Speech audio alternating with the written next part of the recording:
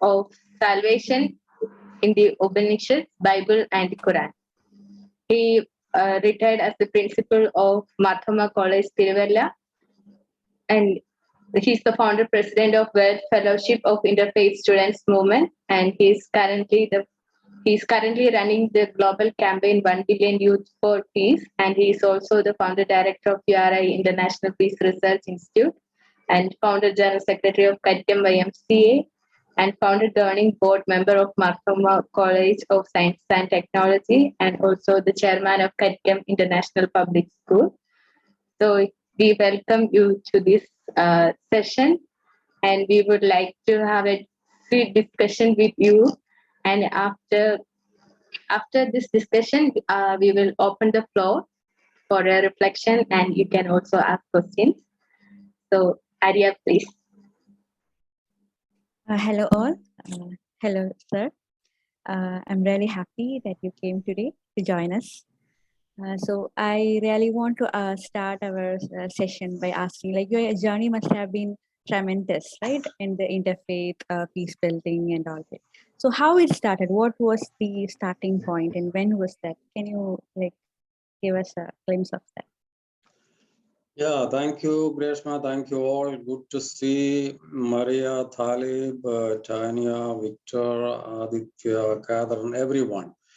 So this is a wonderful occasion. I attended, some of us attended the inaugural session also yesterday. That was great to be in the company of so many wonderful people. So I'm so glad that you have invited me to chat with you in this interfaith session. Yeah, my interfaith journey actually started during my students' days in the Bossey Ecumenical Institute in Geneva. That is one of the first among the first study centers in the world, founded even before the World Council of Churches was formed. So I was there for more than 5 months doing ecumenical studies and interfaith studies. So then I was attached, because of my interest in religions, I was attached to the dialogue department of the World Council of Churches.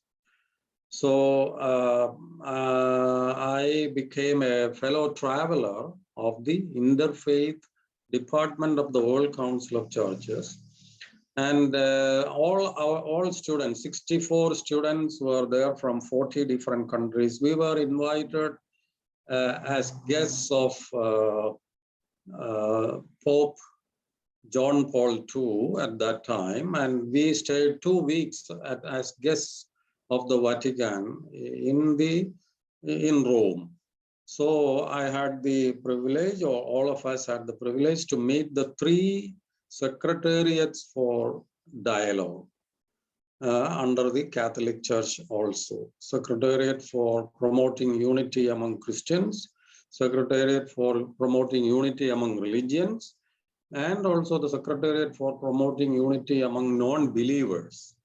So it is all inclusive.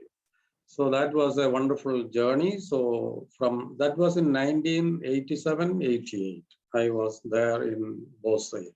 So that was my initiation into the interfaith with the dialogue community around the world.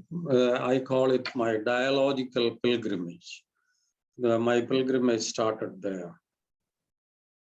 Yeah. Okay, sir.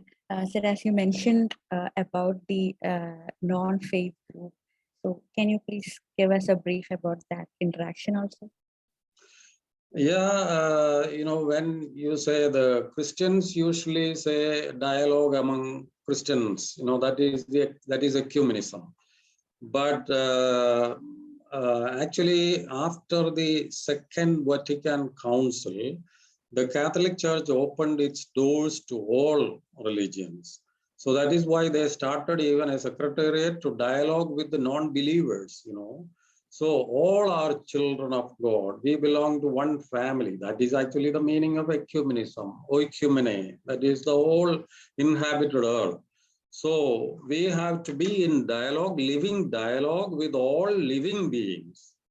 So that was why I was attracted to U.S.A, because U.S.A is a wider umbrella where we include all people, all living beings, not just people, all living beings. So that is a fantastic journey, dialogical journey with all inhabited earth.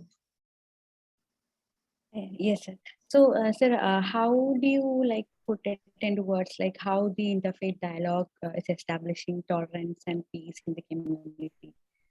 What is your experience? Yeah, for me, interfaith dialogue is the best available tool to promote harmony and peace. You know why I say this? Because there cannot be peace when we live in fear. If I am afraid of my neighbor, I cannot live with him in peace. So enmity develops out of fear. So when I go and talk with my neighbor, I understand who he is. I understand his philosophy. Then we can do away with fear. When there is no more fear, we have no enmity. So this is the best methodology that is actually given by God, because we can talk. This is the greatest gift, the language, human language. Human beings, we have the language with which we can talk to all people. I think there are about 4,000 languages in the world. We can talk with anybody. So that will lead to peace. Otherwise, how do we know our others? How do we know the other? And how do we know the people of other communities?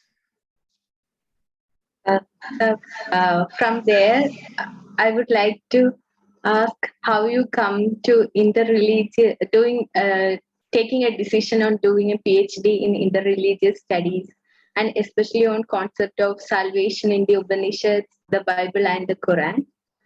So, yeah, that is very interesting, because I was always, I was a professor of comparative literature.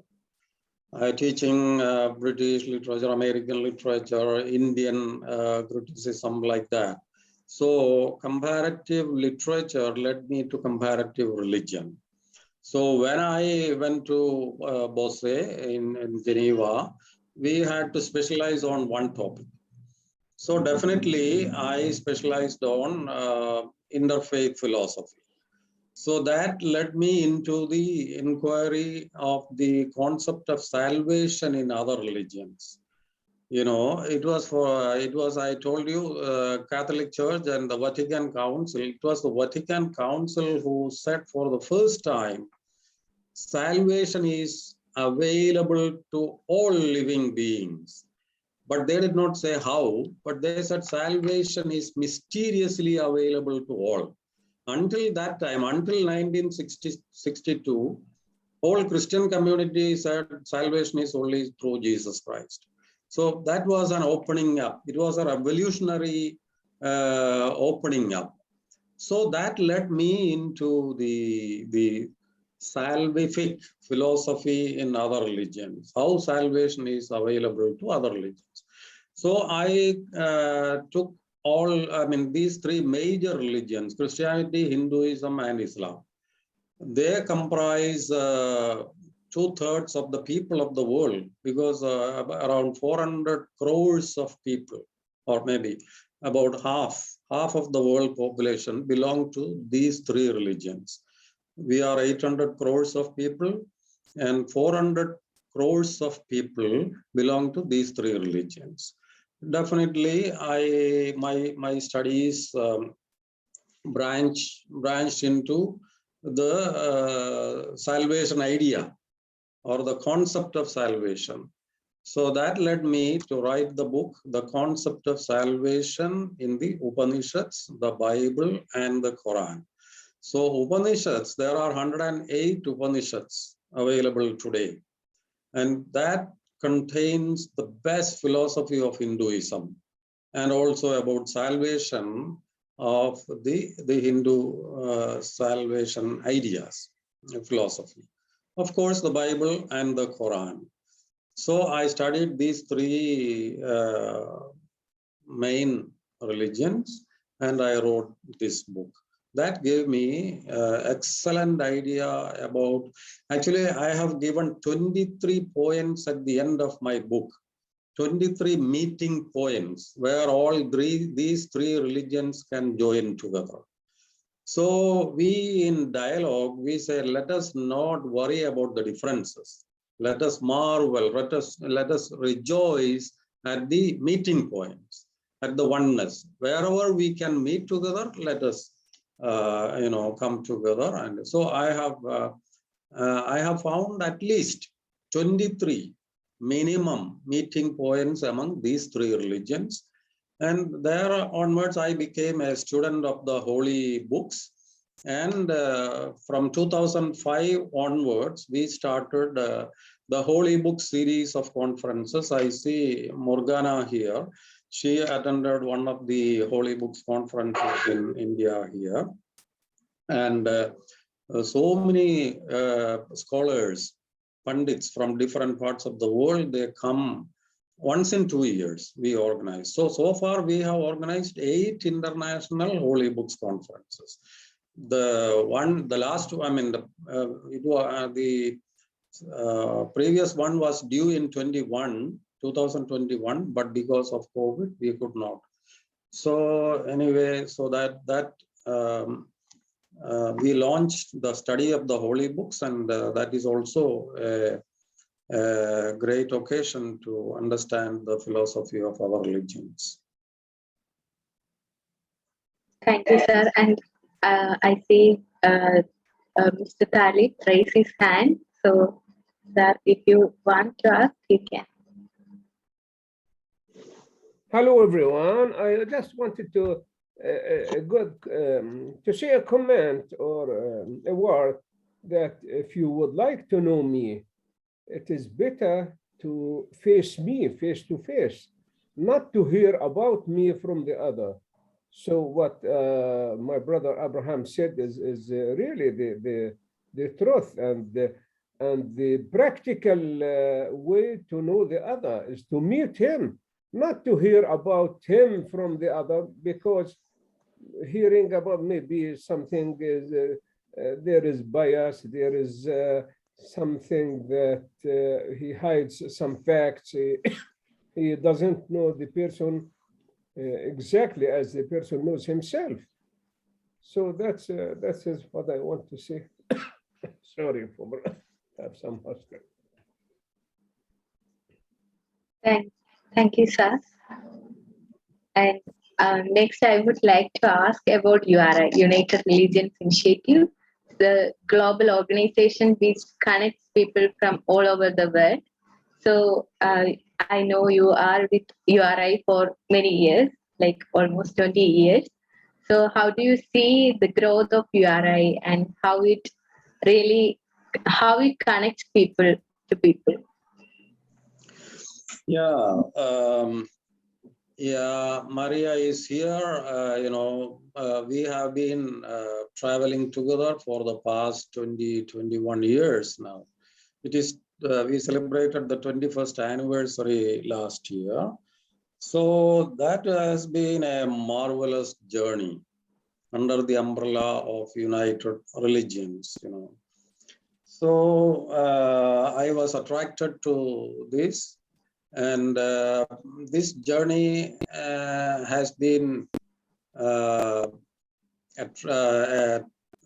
providing us tremendous insights into the other religions, and although not only religions, but to the people of all ideologies. So now today URI, after 20 years, is active in about 112 countries. That is itself is a miracle. an association which is only 20 years old, spreading its wings to over 112 countries of the world, you know, that is a miracle. I think it is a miracle because it is a great movement. People accept it. You know, people all over the world accept this ideology of philosophy. And of course, with the support and of United Nations, the journey becomes easy, we can say, because we have our representatives at the United Nations, and so we celebrate all important UN events, and you know, we have conducted several world conferences, and you know, there are different thrust areas. You know, peace building is at the center. And even the very last conference that U.S.A. conducted during the pre-COVID period was the Accelerate Peace Conference at the Stanford University in United States. So peace building is at the center. And then we have nuclear disarmament programs. We have a cooperation circle, which is headed by Bishop Bill Swing himself, and it is called Voices for a World Free of Nuclear Weapons. We have all great eminent scientists and thinkers and peace builders and nuclear scientists and former state secretaries, defense secretaries, like that, you know, in this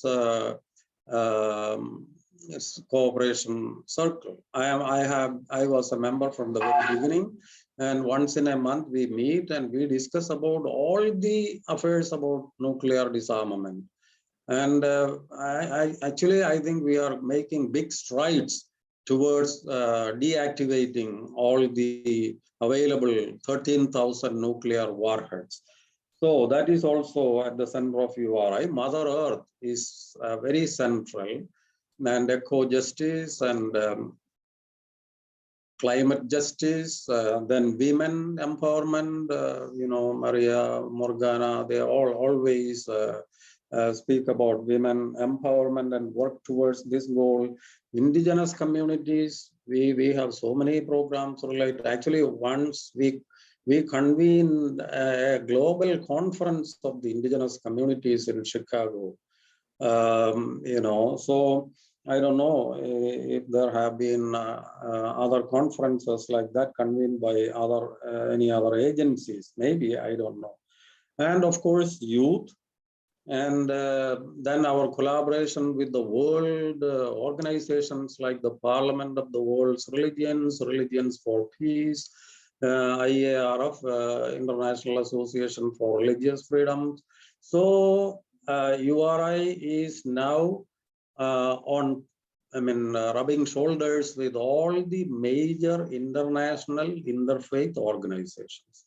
So to move with an organization, such a great organization, it is a God-given gift. I always consider it as a gift given to me by God to meet so many eminent personalities and great leaders.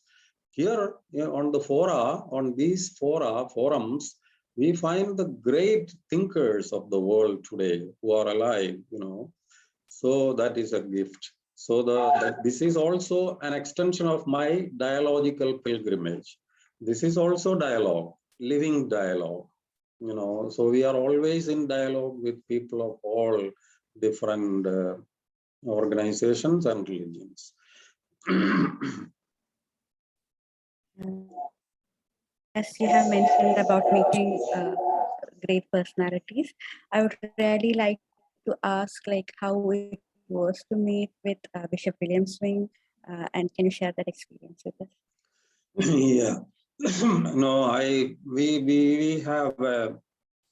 we use a term in peace building which is called serendipity. You know, something which comes out of the blue.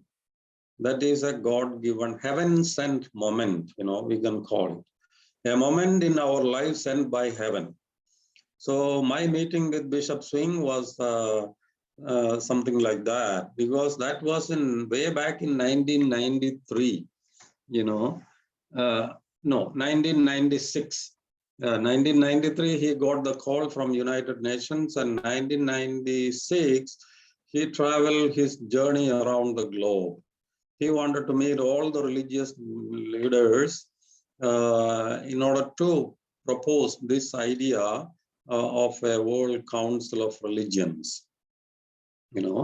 So his first visit was to Kerala, to my state, South India.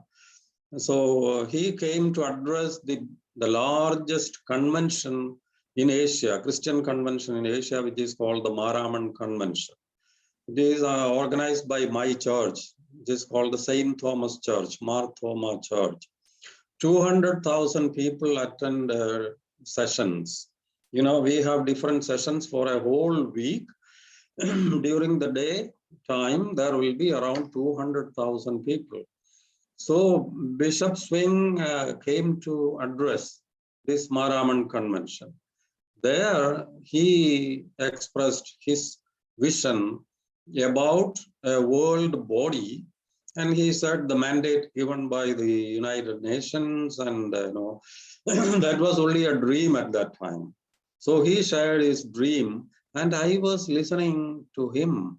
So I also shared the same dream. I started my ecumenical journey, the dialogical journey in 1887. This is 10 years after that. So I said, here is the man whom I wanted to meet, or here is the man sent to me by God, because he speaks my same vision, great vision, to bring all the people under one umbrella, all people of God, and those people who even don't believe in God, every living being under one umbrella. So when he shared this idea, immediately I got in touch with Bishop Swing, and then I knew there was an office in San Francisco, a small office attached to the bishop's house in San Francisco. And then that is how my journey started with the URI. And of course, the first international conference I attended was in Bali, in Indonesia. Maria was one of the organizers with Sally Mahi. That was in 2001. So Indonesia, Bali, that was the first Asia Pacific conference organized by URI. We had all the interfaith leaders of Asia there. So for a young man like me, there was no such blessing, like that. So I was also invited, and here there was Swami Agnivesh, there was Justice Samsudin, Father Albert Nambiar Parambil, Dr. Mohinder Singh, and the great Gandhian Nirmala Deshpande, parliamentarian, and the daughter of the Indian president, B.V. Giri, that was Mohini Giri. She was there. So I told you, you think of all the interfaith leaders of Asia, and URI was able to bring them together there. So that was also a great gift, and we started the journey together from that point onwards. So a magnificent journey with the religions of the world.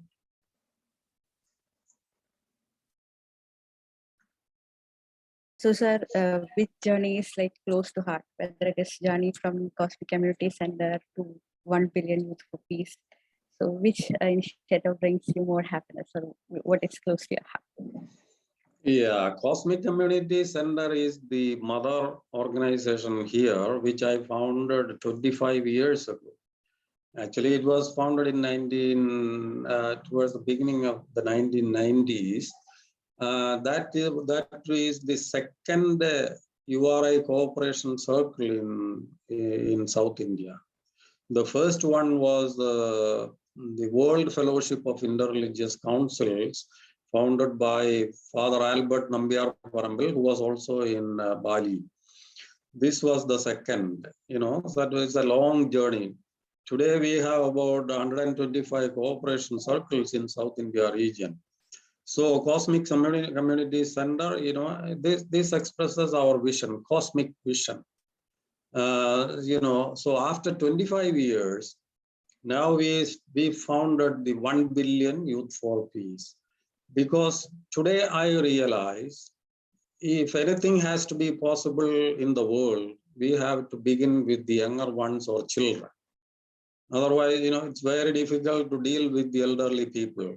I remember when Bishop Singh came and met with the Dalai Lama, with the Marpapa, with the Pope, and all the Hindu leaders of India, the Islamic leaders of the world. He understood it was very difficult to start a journey with all these people together. Because very difficult to be in a journey with the elderly people. But if we want to really build peace in the world, we have to start with children. So especially I am always happy with working among the youth, and U.R.I. also, we have very strong youth wing, and many young people. So Greshma came to U.R.I. when she was in 8th standard, you remember that.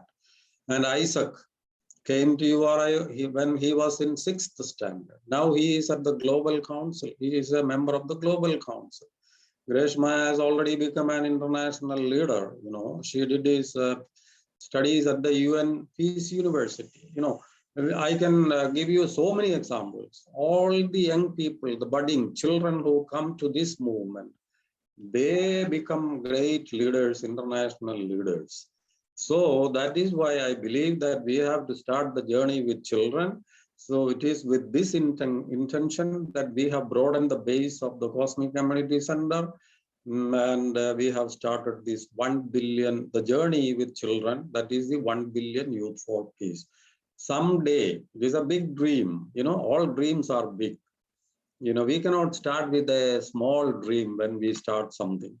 Of course, our dream has to be huge, large, just like climbing Mount Everest, We start with a small step, but one day we will reach the top. So this journey we have begun just only 2 years since we started. We could reach thousands of young people in schools and colleges, but then came the COVID and all the schools are closed, colleges are closed. So we are actually we are the process is stalled. But last year we could organize an international summit of students, parliament of students who belong to different religions, under the auspices of this 1 billion Youth for Peace. 2,500 young people attended this global conference. Karickam and Bossey came from Canada to inaugurate this young girl, who is now very active, very prominent leader in U.R.I. and the founder of the Green Hope Foundation, So for me, I find we say the children are the leaders of not tomorrow, but they are the leaders of today. They can transform the world. So that is why we have started this movement, and hope we can spread this movement everywhere. Yeah. Yes, sir. Miss Kitanjali Javed have something to share with us, I think. Yes, am I audible? Am I audible? Yes, yes, sure. So good evening, everyone. I'm Kitanjali from Chennai. And so this question, Sir Abraham, sir, I think it's a kind of flashback. So you were a born Christian, but then when you decided to do research on other religious books like the Upanishads and the Qur'an, how did your family or community people or your friends, how did they react, and what was your reaction? Because, I'm in a kind of similar situation, so I need your help, sir. This is my question. How should we convince others, right? How should we convince others? Yeah, thank you, Kitanjali. Kitanjali is a very great storyteller. She belongs to one of our new. She is a leader of one of our new CCs in Chennai, Tamil Nadu. So yeah, this is not easy, Kitanjali, this journey.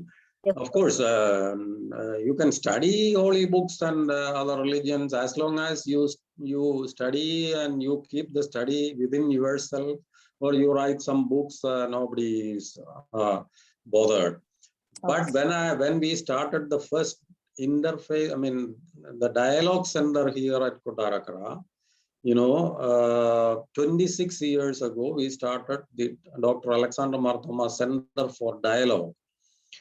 Then, there was it was a big problem. People from all sides, they came to attack us. Because being a Christian, and they said, I am sacrificing my religion. They use a beautiful word called syncretism. This is where you merge all religions, The Christians can never tolerate this kind of a concept. You merge with other religions, syncretic philosophy.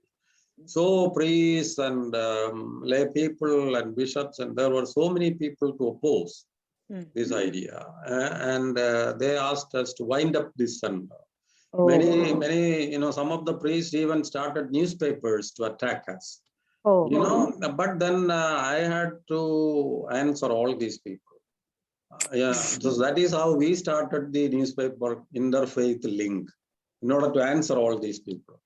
So it was not an easy journey, but slowly, we were able to build up. We started the series of Holy Books conferences. They started seeing the scholars who come from different parts of the world, and the newspaper coverage that we get, and all the young people attracted towards this movement and all. Slowly they had to accept this. Nowadays, after 25 years, almost all people are champions of dialogue. The very same people who opposed us in the beginning, now they are in the forefront of interfaith dialogue. Wow. So it is not an easy process, but if we are strong, and if of course we had so many bishops, bishops and priests and great thinkers to support us. Marthoma Church, I had the patronage of my senior bishops, like Bishop Chrysostom, who died last year at the age of 100, he was 104 years old when he died. So he was our patron. He inaugurated all the world conferences of URI, here in India, all the series of Holy Books conferences and like that. When great people come to support us, then the ordinary people, they become silent. Thank you.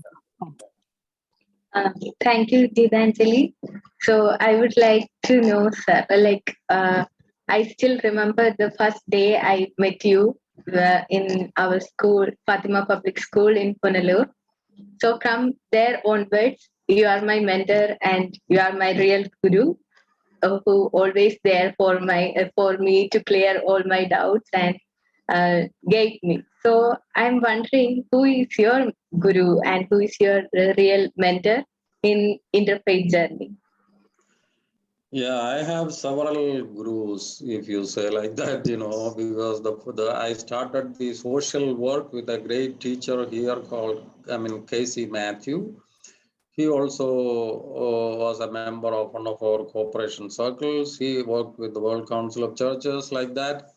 We started together our journey among the community. He was a great community worker.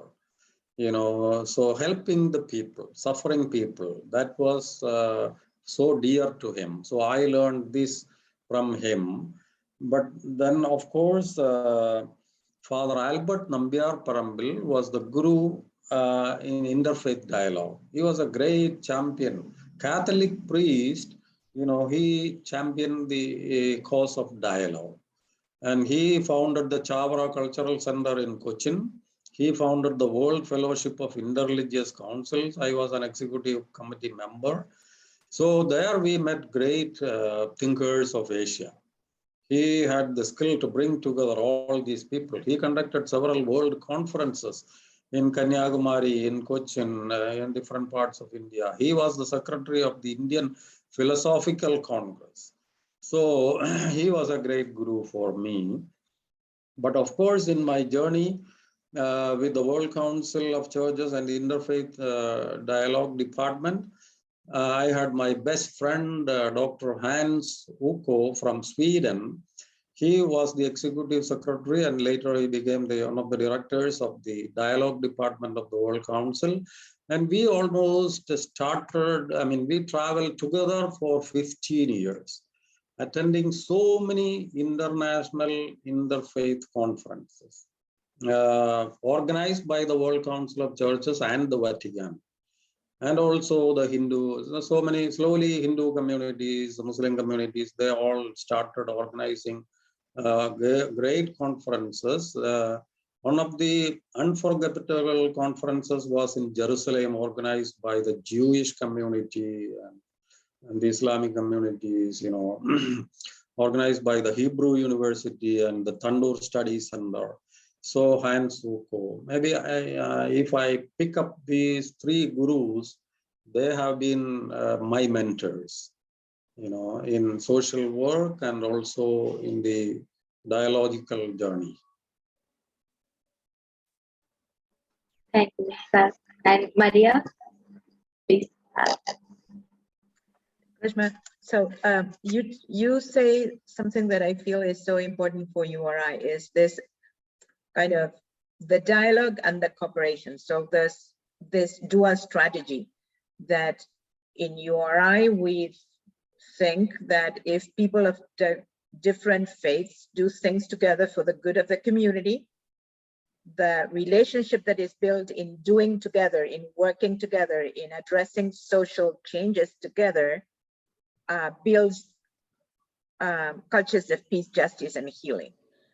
Can you speak a little to that, about cooperation, working together, the social work that you have done, how this has helped you be in contact with people of different faiths and become friends?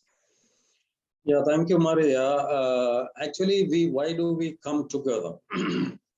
To understand our neighbors, and then from there, what is the next step? We build up a community. So we live in a community. No organization can work in isolation. So that is where the importance of our social work and community development, all these come, to the forefront. So Bishop Swing, he is a best example because he himself, he definitely is one of my great gurus, because he started even before his journey of community development and the service to the community, even before founding the URI. He was one of the bishops who was bold enough to live with the AIDS affected people, in California. That is how he became famous among the Americans and also among the world religious leaders.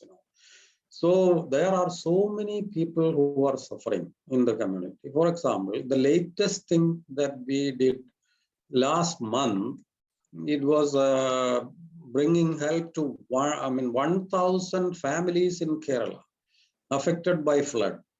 This was the third year that our people were affected by flood. So we command great respect in society. The corporates come to our help. Now they respect URI. They know Cosmic Community Center, our base organization. They are ready to help us. So whenever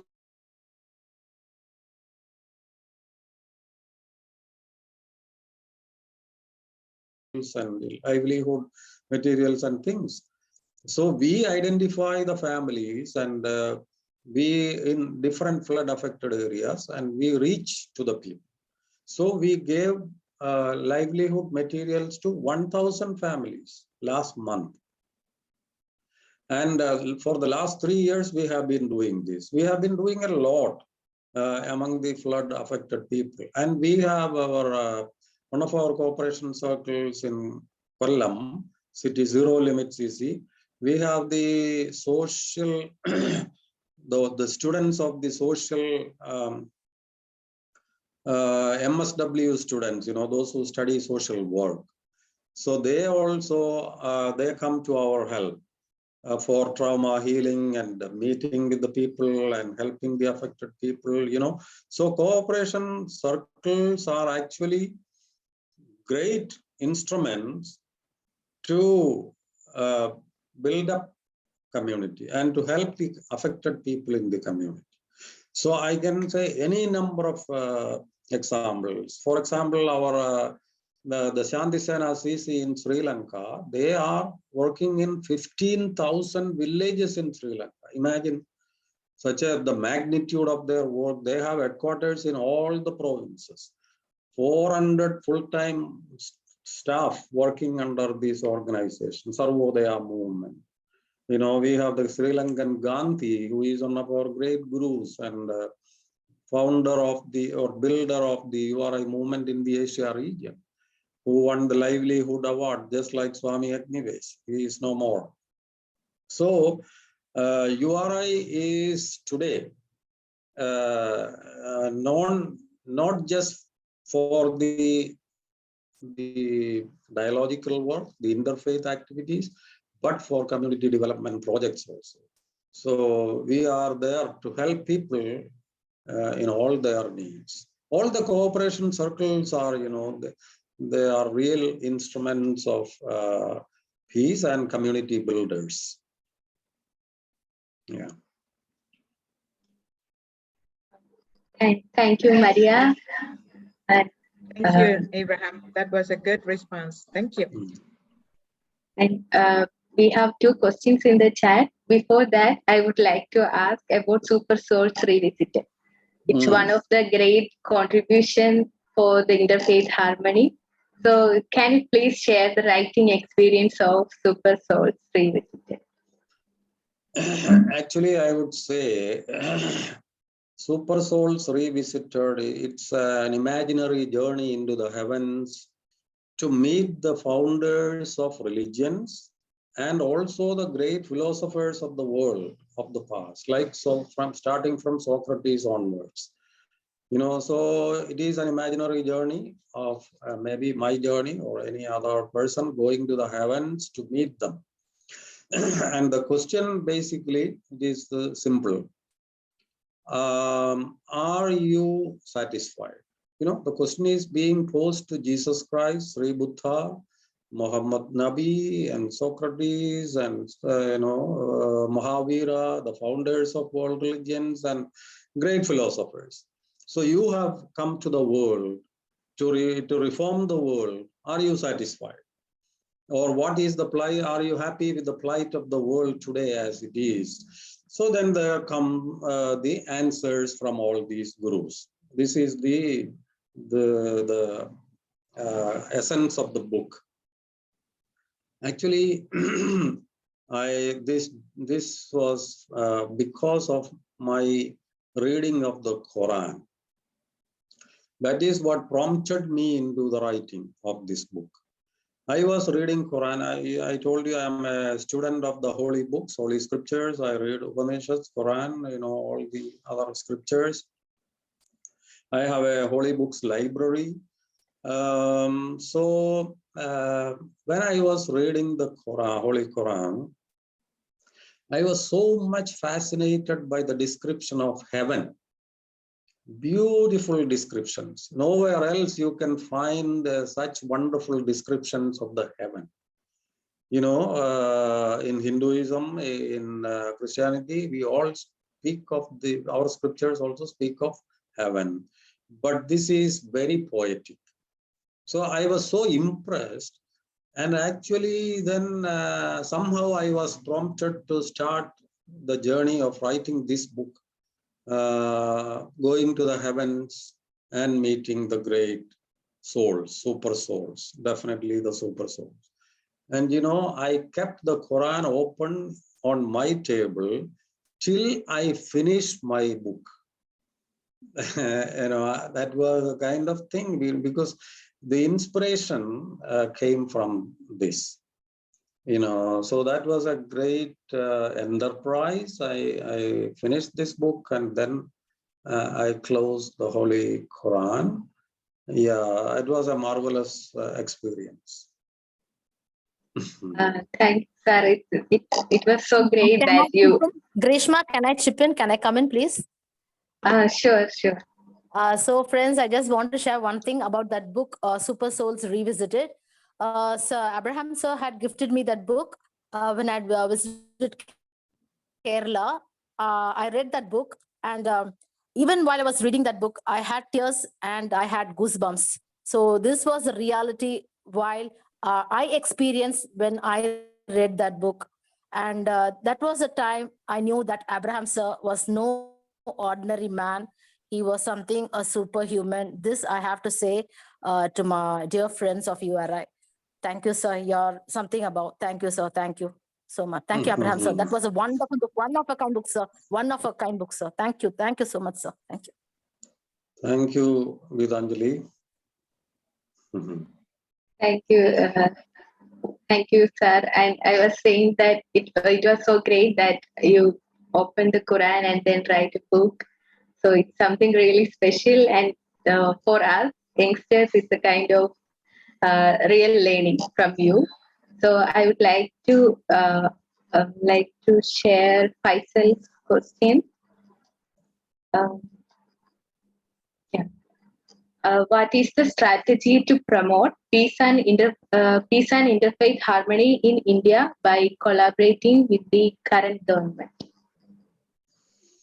Yeah, the strategy, of course, we have to be very careful in dealing with the governments. Especially when the governments are formed by religious communities and they have a specific religious basic ideology, it will be very difficult to deal with the governments. So when we think of our strategies or political strategies of, especially in India today, in the wake of so much of controversies and hate speeches and conflicts and all, we have a great role here to play. We have a great role as mediators and thinkers, pioneers, thinkers in the society who can lead the people. So all our cooperation circles have to become peace centers. I always believe this. Every cooperation circle is a peace center. You are a peace center. So we have to start the work at the community, at the grassroots level. So slowly we have to reach out to the great leaders of this nation and the nations of the world, and the parliamentarians and all such people. And our philosophy of love.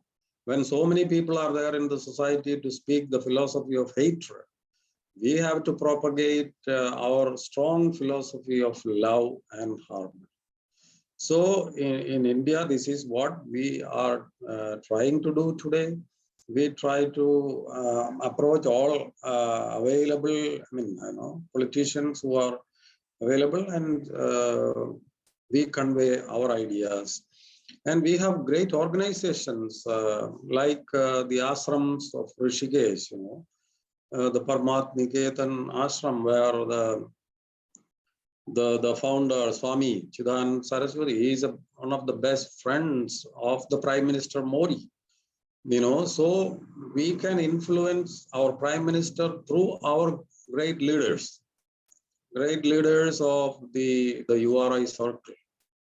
And definitely there are changes even among the RSS and the militant communities. Slowly, we can see the changes. They are not that radical nowadays. Now they speak of peace. When the election comes, they will create so many problems. That is winning. Winning election is another thing, and the basic ideology is another thing. So I'm sure that we have been able to influence many of our leaders through the great leaders who are in contact with them. So that is our strategy. In peace building, we call these anchor points, We have so many anchor points. The great leaders are our anchor points. And we can, the parliamentarians are our anchor points. So we can reach out to the leaders or those who frame policies. We have to reach out to these people in order to create change in the society. Yeah. Thank you, sir. And I would like to share Catherine's question.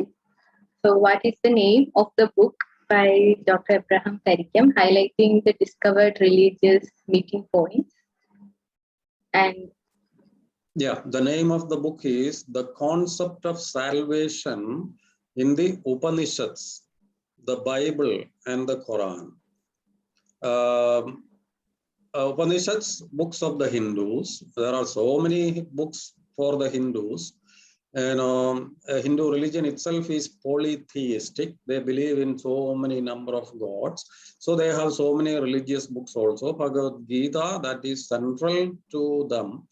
But salvation, the holy books among the Hindu holy books that speak greatly about salvation, moksha, deliverance, this we find only in the Upanishads.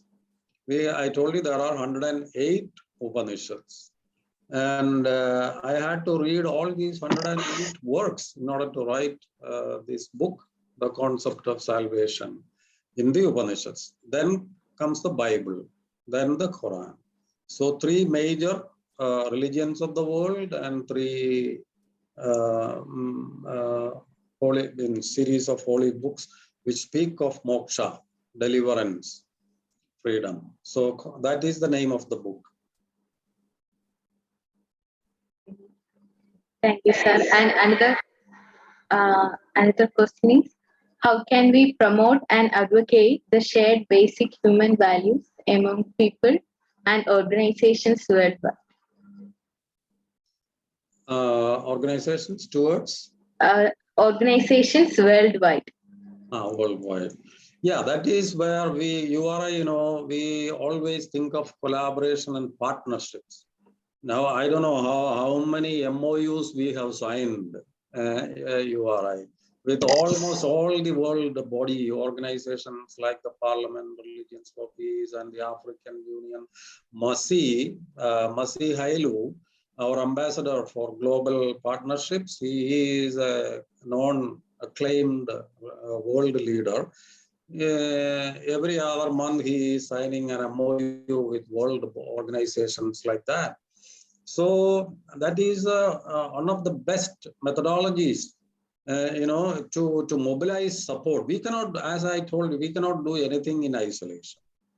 We have to be in company with all major religions and organizations. So I dream of a day when we can sign an MOU with the Vatican, with the World Council of Churches. There are about 450 Christian churches under the umbrella of the WCC, World Council of Churches. And the Catholic Church is double the size of World Council of Churches. Catholics themselves are more than double the number of all these 450 churches.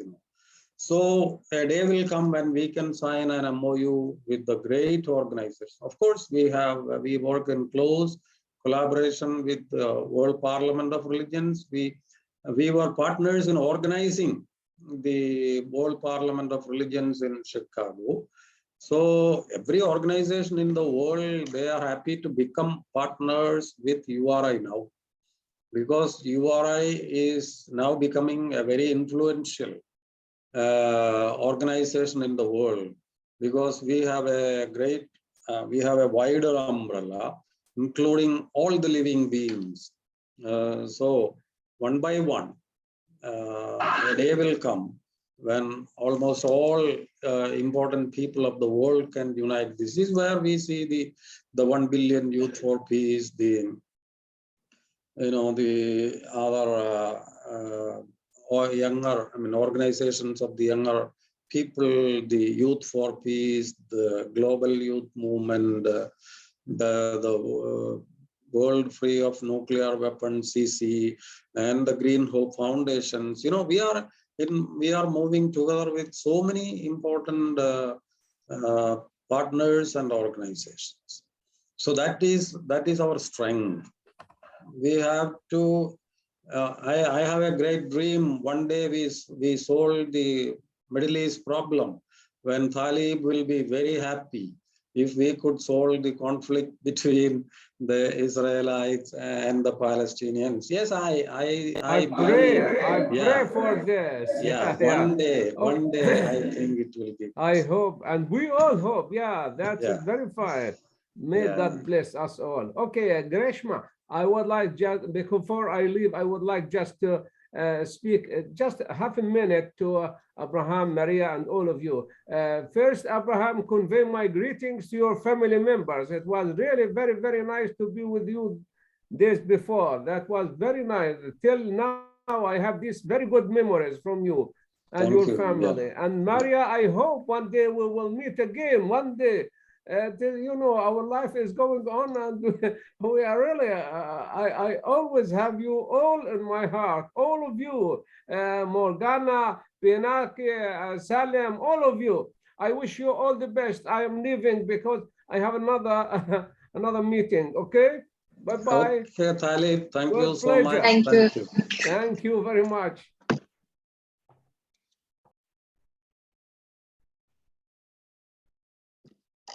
Thank you, sir. Thank you for such lovely words. So we planned for 1 hour discussion. So we are at 8 p.m. now. So like if any one of you wants to share, then you can take 1 more minute and then we can close the meeting. I see Ashwini ji also here. Yesterday also I saw him after a long break, you know. Nice to see you, Ashwini ji. You are muted. Ashwini Kumar is from Punjab, a great leader, Indian leader of U.S.A. Yes, sir. Kindly accept my congratulations for this very nice, very valuable speech you did with all the members of the URI. You are still in the list of my mentors at the first level. I have learned a lot from you regarding the values, religion, and how to put religion on the people or discuss with the people, with the interfaith dialogues and all that. And sometimes I think so that out of all leaders in India and globally, you have achieved and enjoyed most the religious harmony and all that. However, due to Corona or COVID, we have not met from last 2 or 3 years and like that. I hope that now it is going to be normal, and you can arrange either come to us or we will come to you, and we will have a good time there. Definitely. Thank you. Thank you. Thank you very much, sir. Thank you very much, sir. Thank you. How is your school? He is running a great school for the handicapped children. You know, more than sir. School is running at now at 95% capacity. We are having 460 children, and it is second to none in India. This is community work, Maria. So that I have visited this institution, and you know, I cannot describe how great a service it is to the society. Speechless children, those who are blind, and you know, all kinds of handicapped children. Great social. Sir, we are having 3 types of children. Category of disability. One is blind, second is deaf, and third is blind and deaf also. Yeah. Both. Yes. And it is a news will be good for you that we have got a very good teacher, Annie Matthew. who is No. deaf and blind, blind, Mm. and he is from Kerala, and he is with us from the last 15 years. Mm. And he can attend and he can reply to your every query regarding everything in the world or the globally. He Okay. always just read the books on Braille. And we are having a very rich global library of Braille. Thank And you, you all Ashwini. are We will meet again. welcome. Yeah. You all Yeah. are Thank you. welcome. Kindly visit them. Thank you. Thank you, sir. Thank you. Thanks to all for joining us. So I'd like to invite Arya to close this meeting. Thank you, Grishma. I'm really happy today to be part of such a wonderful learning process. I really thank Abraham Karickam sir for being today with us and sharing most valuable lessons and his experience of interfaith journey. We all have a lot to take from it.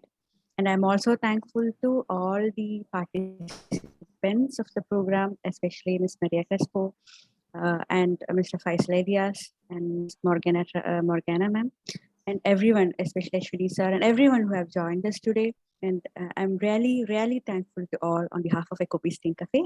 Everyone have a very nice day, and let's Thank you, Arya. bring Thank you. peace. Thank you, Arya. Thank you. Thank you so much. Thank you all. Thank you. Bye. Thank you. Good night. Thank you. Nice to see you, Morgana, after some time. Yeah.